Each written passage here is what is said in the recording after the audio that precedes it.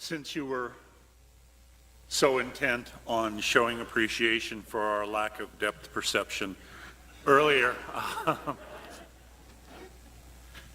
I nevertheless, I do want to express my gratitude. Deacon Jerry is not the one who was scheduled today. He's retired, but nevertheless, he answered the call. So, Jerry, it's good to have you back up on the altar with us.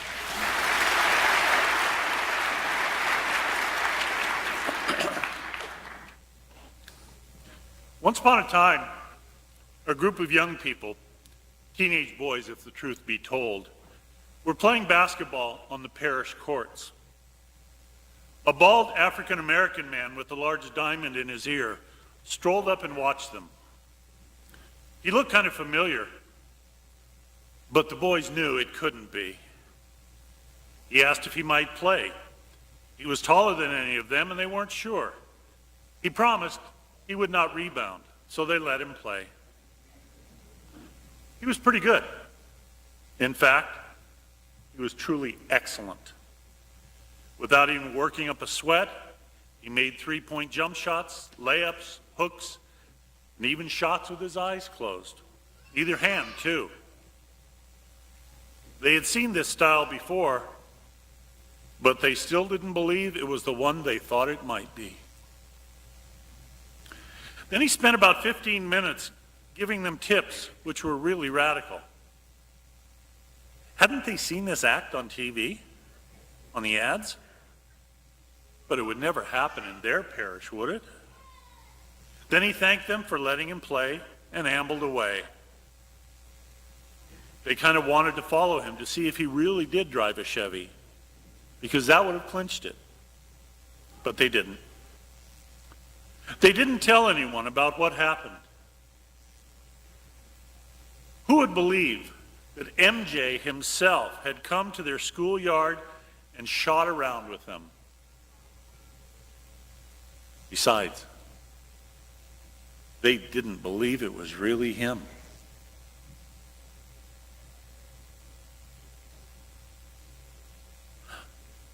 So John sends his followers to ask Jesus, "Are you the one?" And Jesus said, "Go and tell John what you see and hear. All the miracles, the blind regaining their sight, the lame walking, lepers cleansed, the deaf hear, the dead are raised, and the poor have the good news proclaimed to them." And he doesn't say at the end, "Yes, I'm the one." He said, "Yes, you decide. You figure it out. You make that leap of faith." And he said something key. "Blessed is the one who takes no offense in me." An earlier translation of that said, "Blessed is the one who finds no stumbling block in me." And that phrase, stumbling block, I think is kind of significant.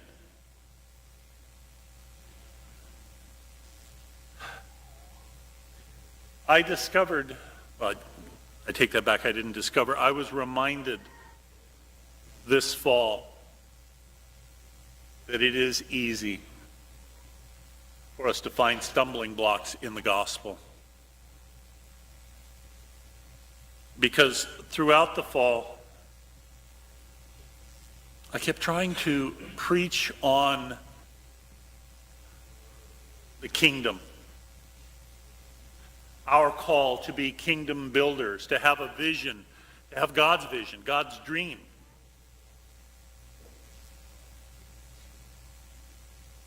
And in doing so, I brought in elements from the church's teaching on social justice.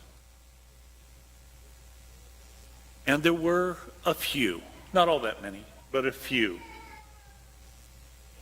who after Mass came up to me and said, "You know, I don't want to go to church here anymore. I bring my kids here to hear about Jesus and sin not to hear about politics. And I said, I haven't talked politics at all. I have not taken a side. I have not spoken of a candidate or the other. I simply proclaimed what the social gospel calls us to.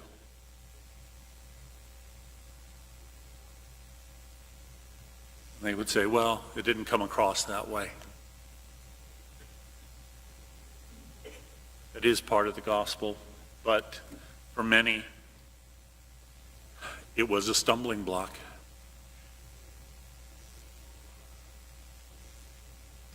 Because very often we hear what we want to hear. We want to be told what affirms what we already believe. Don't tell me something that's going to challenge me.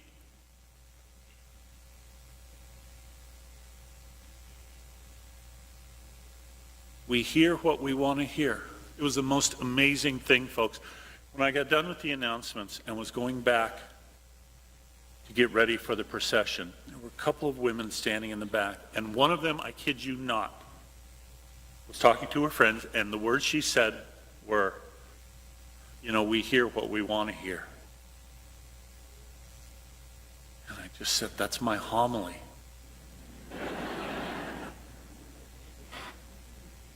And her friends said, well, why don't you have her come up and preach? She's much prettier than you are.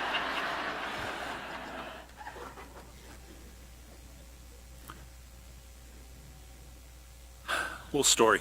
What are you listening for? A young man from a rural area traveled to New York City to visit a friend he had known since college. As they walked down Madison Avenue, the visitor stopped suddenly and said, listen, I hear a cricket. Are you kidding me? Said the New Yorker. With all the traffic, people, and construction noises, that's impossible. His guest disagreed. Then he listened attentively and walked toward a large cement planter. There in the soil and under a leaf, he found a cricket. His friend was astounded. By way of explanation, the rural visitor said, my ears are no better than yours. It simply depends on what you are listening for. And to prove his point, he pulled a handful of change from his pocket and dropped it on the sidewalk. Every head within a block turned in their direction. As he bent down to retrieve the coins, he asked, now, do you understand?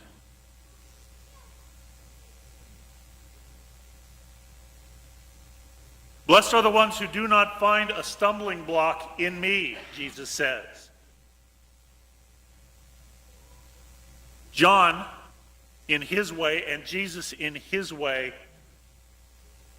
brought a message. John was much more challenging, but Jesus was affirming and positive.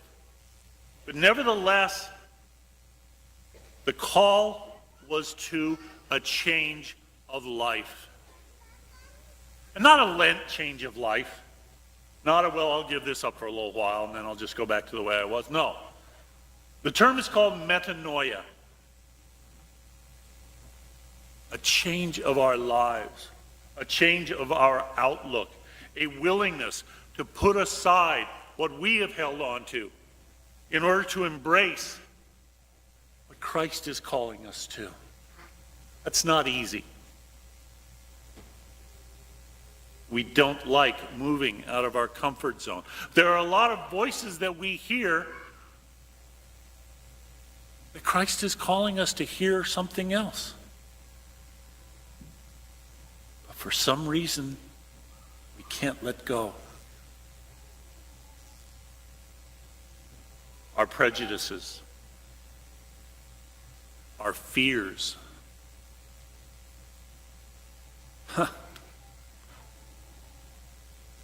In having worked with young people, with high schoolers for so many years, So many of them could not be convinced to let go of that voice inside their heads that told them that they had to be perfect in all that they did.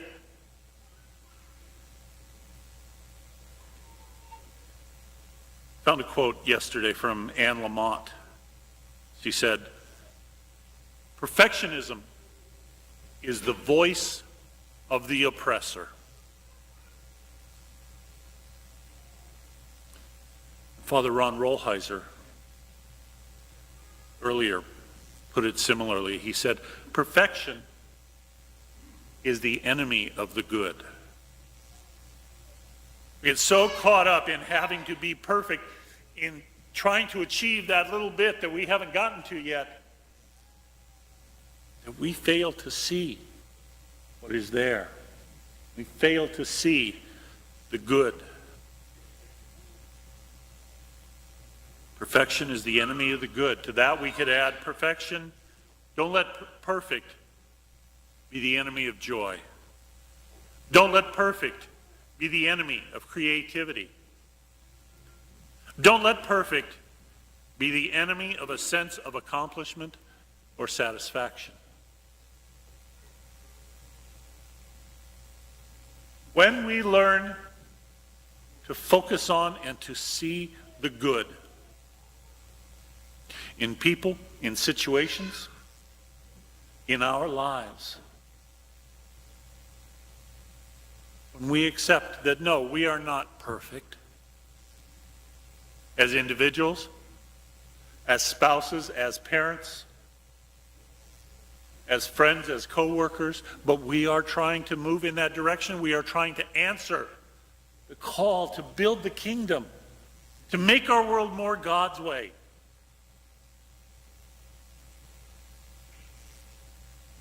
Then we can share in that dream that Isaiah speaks of. The glorious new day. Things very different. We have to let go. We have to listen. We have to embrace the vision and the voice of Christ. He puts it out there in front of us. But then, like he said to John, you got to make the choice.